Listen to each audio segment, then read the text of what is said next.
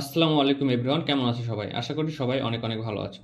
তো সবাইকে স্বাগতম জানাই আমার বেসিক উইন্ডোজ কমান্ড এর সেকেন্ড পার্টে। গত পার্টে আমরা দেখেছিলাম সিএমডি কি এবং সিএমডির কিছু বেসিক কমান্ড সম্পর্কে। আর এই ভিডিওতে আমরা বাকি কমান্ডগুলো দেখব। তো তুমি যদি আগের ভিডিওটা না দেখে থাকো তাহলে আমি ডেসক্রিপশন বক্সে লিঙ্কটা দিয়ে দিব, তুমি সেখান থেকে দেখে নিতে পারো। তো চলো আজকের ভিডিওটা শুরু করি।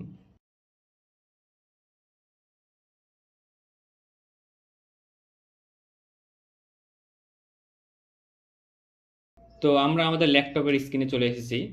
এখন এখান থেকে আমরা সবার প্রথমে আমরা আমাদের কমান্ড প্রম্পটটা ওপেন করে নেব। কমান্ড প্রম্পট ওপেন করার জন্য আমরা আমাদের সার্চ অপশানে গিয়ে লিখব সিএমডি, দিয়ে ইন্টার ক্লিক করলে আমাদের কমান্ড প্রম্পট ওপেন হয়ে যাবে। এখন সবার প্রথমে আমরা যে কমান্ডটা দেখব সেইটার নাম হচ্ছে mkdir। এই কমান্ডের মানে হলো মেক ডাইরেক্টরি, অর্থাৎ কোনো ডাইরেক্টরি তৈরি করার জন্য আমরা এই কমান্ডটা ইউজ করি। তো এই কমান্ডটা লেখার নিয়ম হচ্ছে mkdir লিখতে হবে প্রথমে, তারপর একটা স্পেস দিয়ে তুমি তোমার যে ফোল্ডার বা ডাইরেক্টরিটার যে নাম দিতে চাও সেই নামটা দিতে হবে। সাপোজ আমি নাম দিলাম ফার্স্ট ফোল্ডার, দেন ইন্টার প্রেস করলে দেখবে আমাদের একটা ফোল্ডার ক্রিয়েট হয়ে গেছে। এখন ফোল্ডার ক্রিয়েট হয়েছে, এটা কীভাবে দেখব? আমরা এখানে লিখে সার্চ দিব dir, ইন্টার প্রেস করলে দেখো আমাদের ফার্স্ট ফোল্ডার নামের একটা ফোল্ডার বা ডাইরেক্টরি ক্রিয়েট হয়ে গেছে। এখন যদি তুমি একসাথে দুই বা দুইয়ের অধিক ফোল্ডার ক্রিয়েট করতে চাও তাহলে সেটার জন্য আমাদেরকে লিখতে হবে mkdir, দেন স্পেস, দেন প্রথম ফোল্ডারের নাম, যেমন যদি আমি প্রথম ফোল্ডারের নাম দিই fst, অ্যান্ড তারপরে একটা স্পেস দিয়ে আমাদেরকে লিখতে হবে সেকেন্ড ফোল্ডারের নাম। সেকেন্ড ফোল্ডারের নাম দিলাম আমি fst2, দেন ইন্টার প্রেস করলে আমাদের দুইটা ফোল্ডার ক্রিয়েট হয়ে যাবে। এখন ফোল্ডারগুলো আমরা দেখব কিভাবে।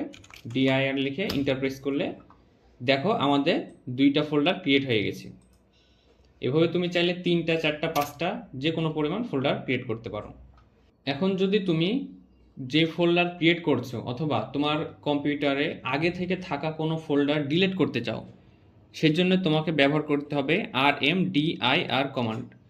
এই কমান্ডটা কীভাবে লিখবো? তো সবার প্রথমে আমাদেরকে লিখতে হবে rmdir, তারপর একটা ফরওয়ার্ড স্ল্যাশ, দেন এস, দেন একটা স্পেস দিয়ে যে ডাইরেক্টরিটা ডিলিট করতে চাও সেটার নাম। যেমন আমি এখানে fst ফোল্ডারটা রিমুভ করতে চাই, তো এটা লিখে আমি ইন্টার প্রেস করব।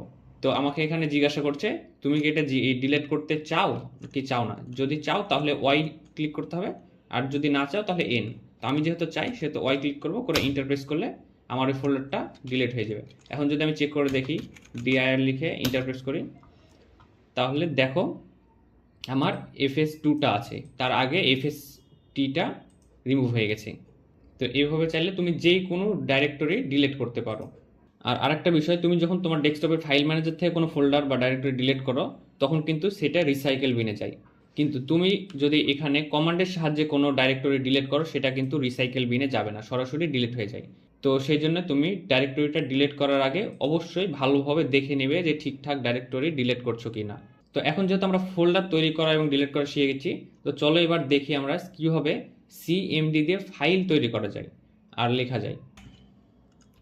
এখন যদি তুমি কোনো ফোল্ডারের ভিতরে কোনো ফাইল ক্রিয়েট করতে চাও তাহলে কিভাবে করবে?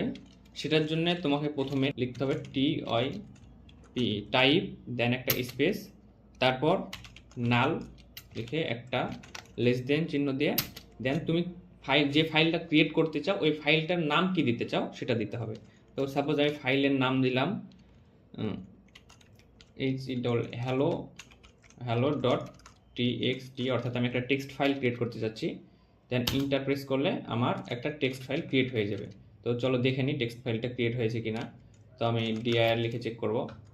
তো এখানে ভালো করে লক্ষ্য করলে দেখবে আমার হ্যালো টেক্সট নামের একটা ফাইল ক্রিয়েট হয়ে গেছে। ফাইল ক্রিয়েট করার আমাদের আরও একটি ওয়ে রয়েছে, সেটা হচ্ছে প্রথমে লিখবো echo, দেন একটা গ্রেটার দেন সাইন, তারপর তুমি যে ফাইলটা ক্রিয়েট করতে চাও ওই ফাইলটার কি নাম দিতে চাও সেই নামটা দিব। তো আমি আরেকটা ধরো ফাইলের নাম দিলাম hello1.c, অর্থাৎ আমি একটা সি ফাইল ক্রিয়েট করছি। দেন ইন্টার প্রেস করলে আমার ফাইলটা ক্রিয়েট হয়ে যাবে। তো আমি যদি চেক করে দেখি dir লিখি, তো দেখো আমার একটা hello dot text file create হয়েছে আর একটা hello on dot c file create হয়েছে। তো এই দুই প্রসেসে তুমি ফাইল ক্রিয়েট করতে পারবা। তো এই হচ্ছে আমাদের ফাইল ক্রিয়েট করার প্রসেস। এখন যদি তুমি ফাইলের মধ্যে কিছু লিখতে চাও তাহলে কিভাবে লিখবে, সেটার জন্য তোমাকে প্রথমে লিখতে হবে ইকো, দেন একটা স্পেস, তারপর তুমি কি লিখতে চাও। যেমন লিখতে চাই হাই আই এম রিফাত। তো এটা লেখার পর একটা গ্রেটার দেন সাইন দিয়ে, তো কোন ফাইলে এটা লিখতে চাও, যে ফাইলে লিখতে চাও সেই ফাইলের নাম দিবে। তো আমি এটা হ্যালো ডট টেক্সট ফাইলে লিখতে চাই, তাই লিখবো HELL হ্যালো ডট TXT, অর্থাৎ ফাইলের নাম লিখবো। লিখে ইন্টারপ্রেস করলে আমার ওই ফাইলের মধ্যে এটা লেখা হয়ে যাবে।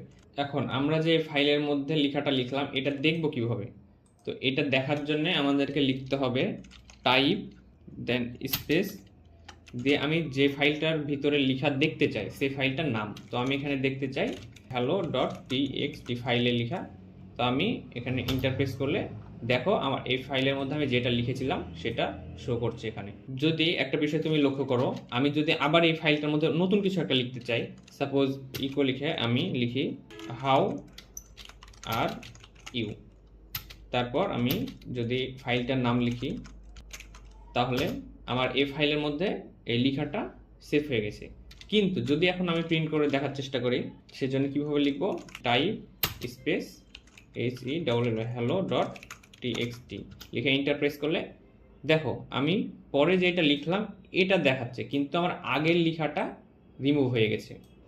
তো এখন যদি তুমি চাও যে তুমি আগের লেখাটাও রাখবে, পাশাপাশি এই নতুন যে লেখা লিখছো অ্যাড করছো সেকেন্ড লাইন এটা যুক্ত হবে, সেক্ষেত্রে তোমাকে যেভাবে কমান্ডটা লিখতে হবে সেটা হচ্ছে প্রথমে লিখবে ইকো, দেন যেটা লিখতে চাও, আমি সাপোজ ইয়েস লিখলাম, তারপর এখানে ডাবল সাইন দিতে হবে, তারপর হ্যালো ডট TXT লিখে ইন্টারপ্রেস করলে এবার যদি তুমি ফাইলটা রান করে দেখো বা প্রিন্ট করে দেখো তাহলে দেখো আমার আগের লেখাটার সাথে নতুনভাবে একটা লাইন যুক্ত হয়েছে। তো এই প্রসেসে তুমি কি করতে পারবে, আগের লাইনটা রেখে নতুন একটা লাইন যুক্ত করতে পারবে। এখন যদি তুমি এই ফাইলগুলো ডিলিট করতে চাও তাহলে কিভাবে ডিলিট করবে, ফাইল ডিলিট করার কমান্ড হচ্ছে প্রথমে তোমাকে লিখতে হবে DEL, তারপর একটা স্পেস, তারপর যে ফাইলটা ডিলিট করতে চাও ওই ফাইলটার নাম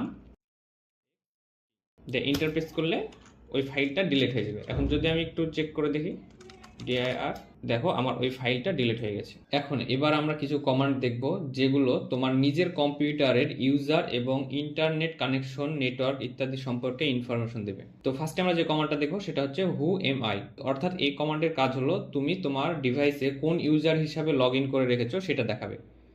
আমরা অনেক সময়তে আমাদের কম্পিউটারে multiple user system log in করে রাখি, তো সেক্ষেত্রে এই কমান্ডটা অনেক কাজে দেয়। তো এটা চেক করার জন্য আমাদেরকে লিখতে হবে WHOAMI, দেন ইন্টারপ্রেস করলে এখানে দেখো আমাকে দেখিয়ে দিচ্ছে আমি আমার এই কম্পিউটার ইউজার নেম কি, আর এটা আমার হচ্ছে কম্পিউটারের নেম আর এটা হচ্ছে আমার ইউজার নেম। তো এবার আমরা যেটা দেখব সেটা হচ্ছে হোস্ট নেম, অর্থাৎ তোমার কম্পিউটারের কি নেম সেইটা। তো তুমি যদি তোমার কমান্ড প্রম্পটে হোস্ট নেম লিখে ইন্টারপ্রেস করো তাহলে এখানে তোমার ডেস্কটপের নামটা দেখিয়ে দেবে। এবার আমরা যে কমান্ডটা দেখব সেটা হচ্ছে সিস্টেম ইনফো। এই কমান্ডটার কাজ হচ্ছে Windows version, RAM, processor, system type ইত্যাদি সব দেখানো। তো সেজন্য আমরা কমান্ডটা লিখে ফেলি। তো কমান্ডটা হচ্ছে সিস্টেম ইনফো, দেন ইন্টারপ্রেস করলে দেখো এখানে আমার কম্পিউটারের host name, operating system name, version, user name সব কিছু ডিটেলস এখান থেকে তুমি দেখতে পাবে। এবার আমরা যে কমান্ডটা দেখব সেটা হচ্ছে আইপি কনফিগ। তো এই কমান্ডটার কাজ হলো তোমার কম্পিউটারের IP address, subnet mask, default gateway ইত্যাদি দেখানো। তো তুমি যদি আইপি কনফিগ লিখে ইন্টারপ্রেস করো তাহলে তোমার ডেস্কটপের আইপি অ্যাড্রেস, নেটওয়ার্ক সব কিছু দেখাবে। এবার আমরা যে কমান্ডটি দেখব এটি তোমার কম্পিউটারের ইন্টারনেট ঠিকঠাকভাবে কাজ করছে কিনা সেটা চেক করতে অনেক কাজে দেয়। তো আমাদের কমান্ডটা হচ্ছে পিং স্পেস google.com, এটা লিখে ইন্টারপ্রেস করলে তোমার ডেস্কটপ থেকে দেখো কিছু মেসেজ যাচ্ছে। এই যে দেখো আমার ডেস্কটপ থেকে 4টা মেসেজ গেছে, 4টা রিসিভ হয়েছে।